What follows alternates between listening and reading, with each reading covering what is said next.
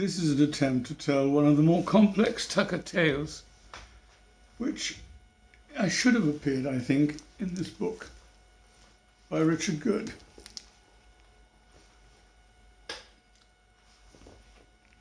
Which he's produced of his life. This is one of an interesting little saga that took place in the summer of 1976, a very hot summer, when Good was in his early days of learning to fly and flew out of White Waltham. He was very friendly with a bunch of friends from Cambridge who had a flat in Edgden Gardens overlooking the Brompton Oratory, and to which I became a resident in 1975, replacing one of the Cambridge men who had vacated. My pal was Harry Boggis-Rofe, who was the third member of the flat, and the tale requires some knowledge of the topography of the flat and the characters involved before telling it. So, you know about Richard Good, Cambridge graduate, flyer, adventurer. In the flat at the time, as well as me and Harry, was Andrew Ritchie, veteran inventor at that time, busying his way on trying to do a prototype of the Brompton bicycle, which is now very well known. It was a beautiful summer's day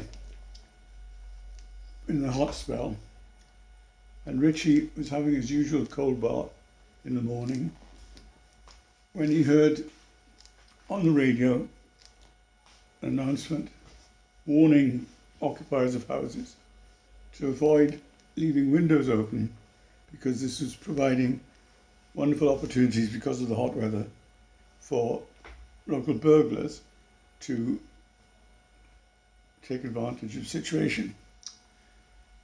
Anyway,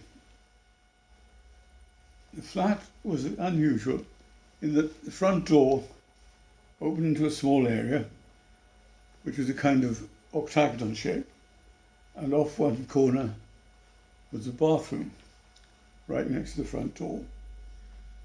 And the mail used to collect on a table near the front door. There was then a long corridor, the end of which was Ritchie's bedroom, where he kept his things, including a piano, and where he invented the prototype bicycle. Anyway, the phone rang. Ritchie got out of the bath, walked past the table which had on it lots of parking tickets, notices, and there was a new mail, and he just added it to the pile. We got down to his bedroom where there was an old-fashioned Bakelite telephone, answered it, and Richard Good on the phone, who was known for his taciturn mode of delivery on the phone. He simply said, "Ritchie." "Good," said Ritchie. "I'm just ringing about this evening, because the lads are meeting in the pub round the corner from you. And I will be working on my plane at White Waltham, so I'd come in on my bike, have a bath, and join you in the pub if I could bathe in your house, in your flat, if that's okay with you." Richie said, "Sure, but I won't be able to stay long because I'm going out to dinner. So will you bear that in mind?" "That's fine," said Good. "I'll turn up about 7 o'clock. So Good did as promised, roared up outside Edgden Gardens in his Laverda bright orange motorbike, which made an incredible noise. Got into the flat, which was on the second floor, quite high up. And he noticed, as everybody else noticed, the whole building was scaffolded at the time.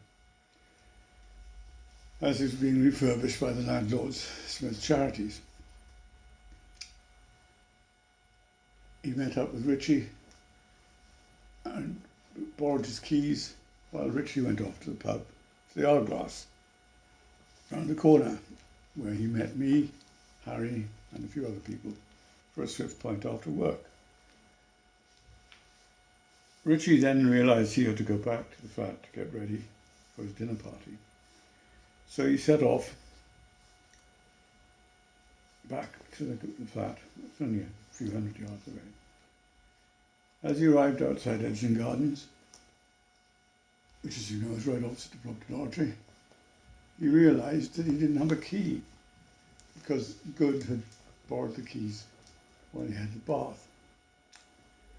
So, looking up at his open bedroom window, which fronted onto the main Brompton Road into London, he thought, what should he do? Well, the man who invented this bicycle, an inveterate inventor and adventurer, was not going to be defeated by a bit of scaffolding when there was a dividing oak window only about 50 feet above. So he decided to shin up the scaffolding and get into his flat. He decided when he got across the threshold into the open sash window, he had time for a quick practice on his piano before getting ready. And Good was in the bath anyway, so he had to wait to the bathroom. So he started to play the piano. Shortly afterwards, he heard scuffling on the balcony outside, where his window plants were, and a policeman's helmet appeared in his sash frame window. This policeman was one of the pair who noted the entry of Richie up the scaffolding and into the flat, and was convinced he was apprehending a burglar. So, as he clambered into the room, Richie asked him to avoid damaging the houseplants in the window box, and the policeman was not fooled by this, nor by Richie's piano playing, into thinking this was a quick-witted burglar who sat down and played the piano to avoid detection. So he demanded to know from Richie who he was, what he was doing there. Richie said, well, this is my flat, I live here, and I just took the opportunity to come up through the outside because I didn't have my key. And I got in. The fine story says the policeman would show me some identity. As is often the situation in these kind of events, Richie couldn't immediately find some identification. So he said to the policeman, well, I know there's a chap in the Uppingham Path at the front of the flat. He'll be able to vouch for me. So let's go and get him from the bath and he'll identify me. So they walked down the corridor to the front of the flat. And again, geography is very important here. So Richie is standing with the policeman immediately outside the front door, next to a pile of unpaid parking tickets. And Richie's in the bathroom. They knock on the door. Good, singing away, listening to the radio. And he comes out with a towel around him, steam billowing behind him. And he sees at the front door Andrew Ritchie with a policeman standing next to him. And the policeman says to Richard, is this man Andrew Ritchie? Good thinks for a moment, not wanting to get Andrew into trouble, said loyally, no, I've never seen him before in my life.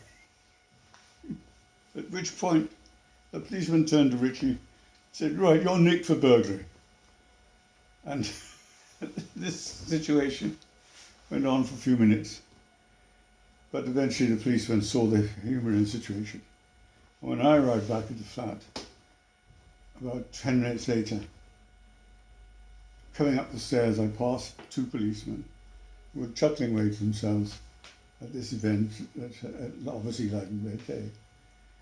And it's caused a good case, mistaken loyalty or mistaken identity, whichever you consider.